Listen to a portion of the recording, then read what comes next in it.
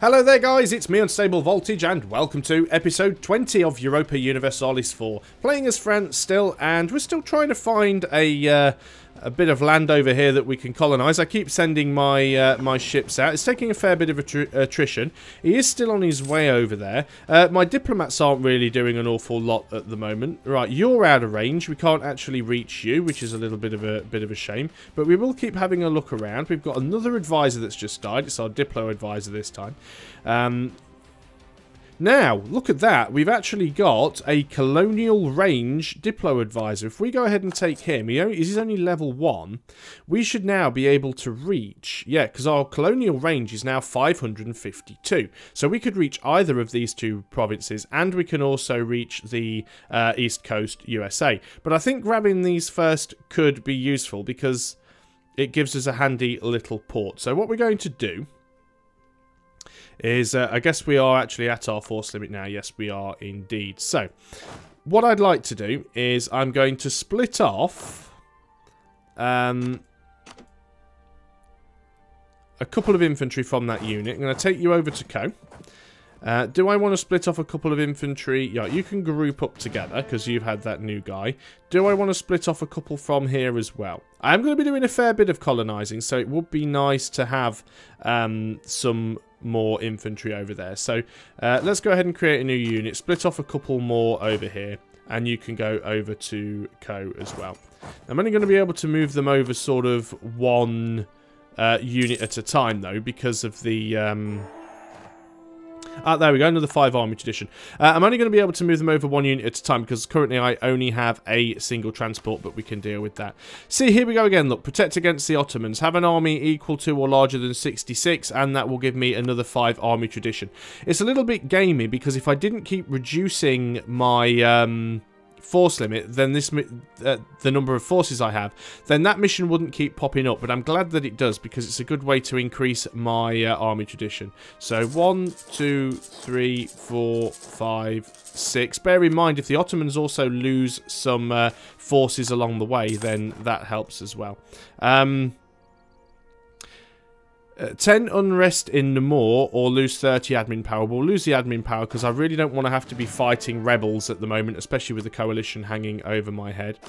So I'm going to take one of these guys and attach to the transport. The transport is currently only 66% healed, so we will wait till that is finished.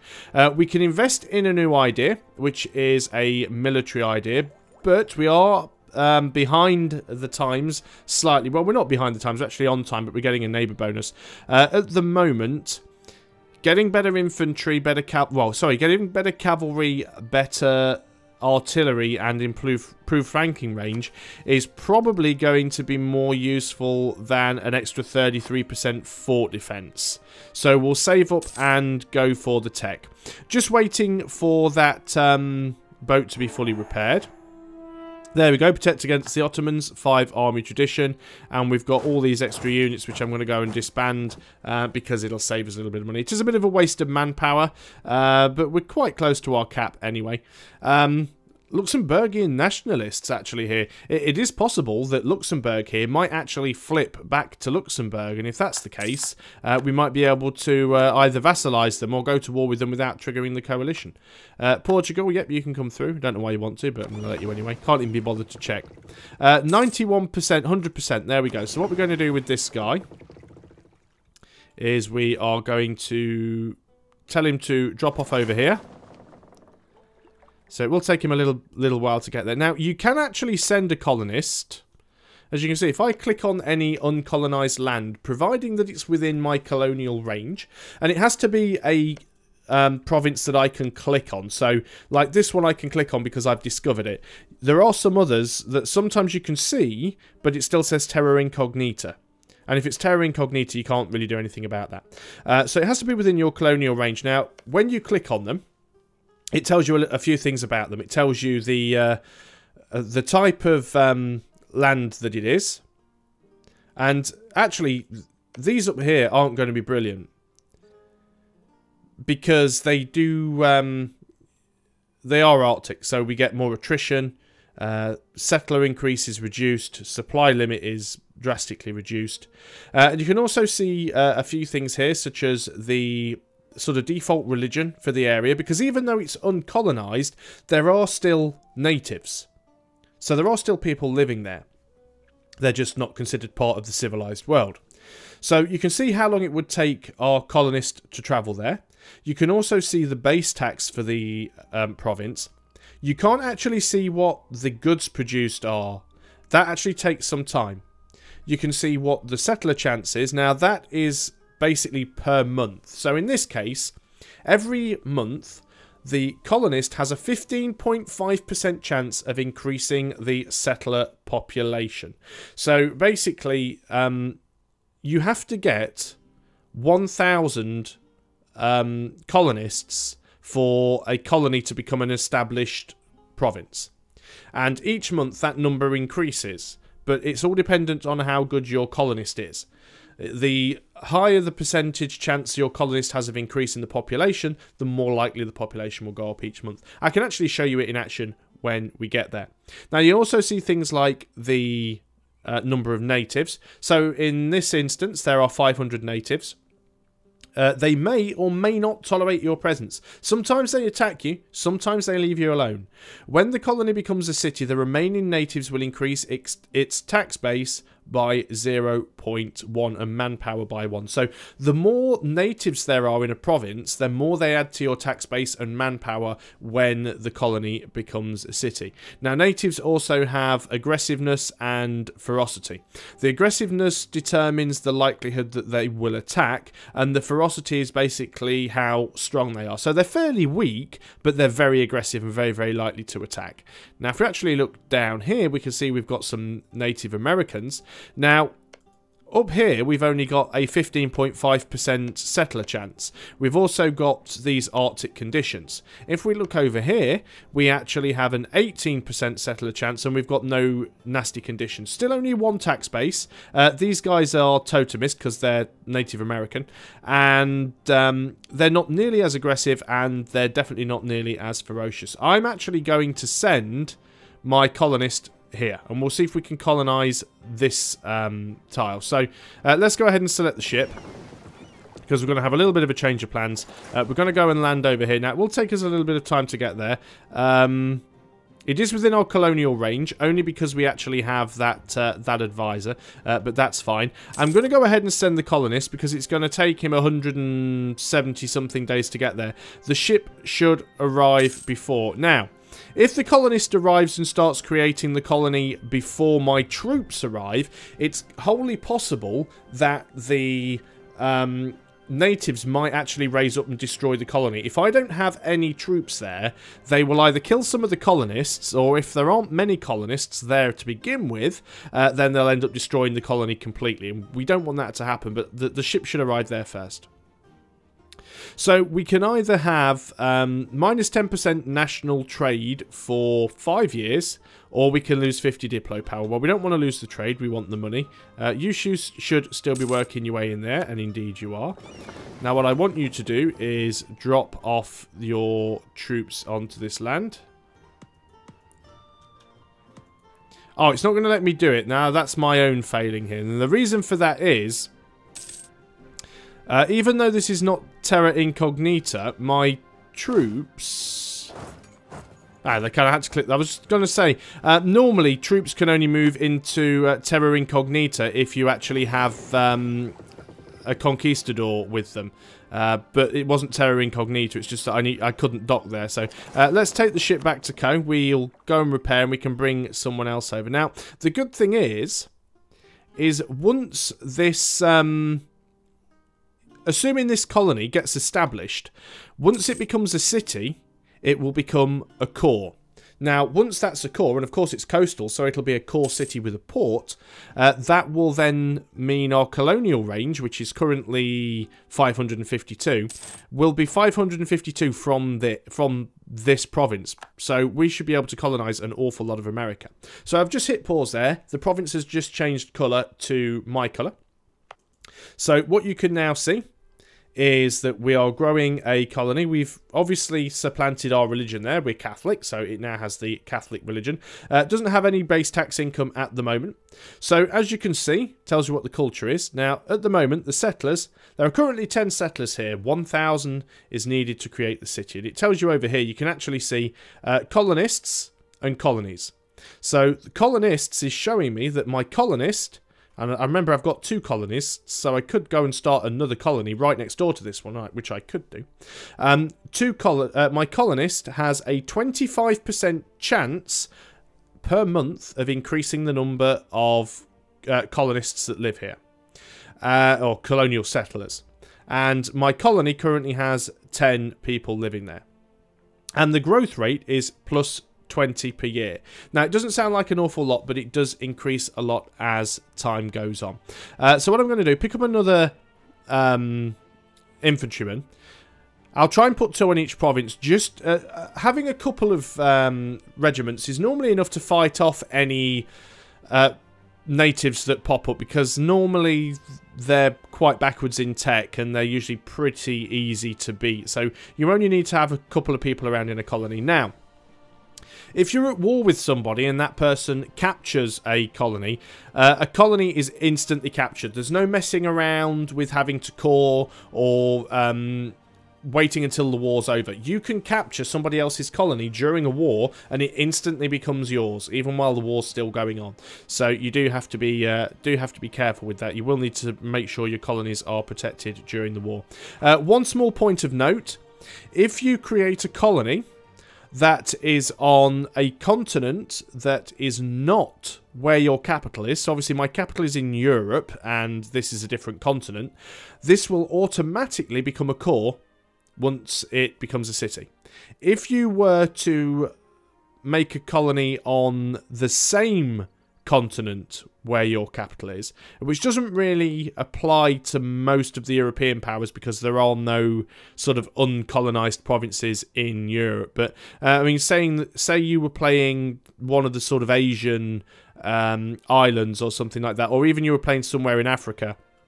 If we was playing down here as Mali, for example, if we were playing as Mali and then we colonized one of these empty provinces, it wouldn't automatically become a core because it's on the same continent as our capital, so we'd have to manually core it. The same goes if you're actually playing as one of the Native American tribes or something like that. So just remember, you don't need to core something if it's a colony that is on a continent that isn't where your capital is. So we've gone ahead and completed that mission, so we can go ahead and disband these troops, because we'll just carry on doing that same trick. We're back up to full manpower anyway. We have another mission: improved defences in Savoy for 5 more army tradition. Don't mind if I do. Not too sure I can afford it straight away. Probably can't, actually. Or does it just want us to create an earthen rampart? Was it even a star fort, or is it just an earthen rampart? Objectives. No, it is a star fort, so we will have to build a star fort there. And that is the right province, isn't it? Savoy, yeah.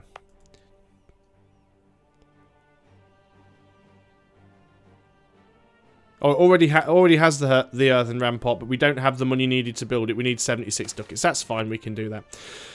Natives encountering our colonies. The settlers of our colony have spotted minor groups of natives attentively observing the colony. We don't know what their intentions are. How do you want to proceed? We can repel the savages, which would instantly give us an extra 200 population in the colony, but the natives would lose 300 in size. Or we can present them with a trade proposal, in which we would lose 50 ducats, but we would gain 1 base tax. Or we can allow them to live in peace and we'd lose 2 prestige. So basically we don't want to do that. Question is, what do we want? Do we want to gain 200 population there, at the risk of losing some of the native size? Or do we want to spend 50 ducats and gain 1 base tax? Well, the one base tax isn't going to be very, very useful in that province for a little while anyway, especially if it doesn't ever get colonised. And we want to get our first colony established as soon as possible, because if we end up losing that diplomatic advisor that gives us the extra 20% colonial range, we're not going to be able to colonise over there. So I'm going to propose we save our 50 ducats because we want to be able to build that star fort, because army tradition is very important.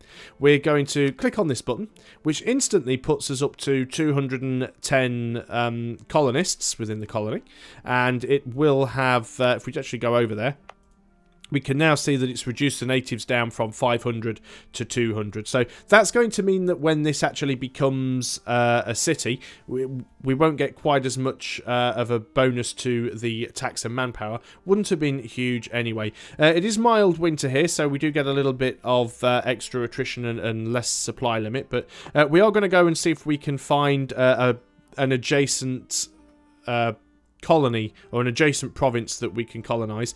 So let's go ahead and put you on the transport. It is a shame that I've only got the one transport, but I'm right at my force limit. We actually took an awful lot of damage on that last trip, so we do have to be careful. What have we got here? We can either...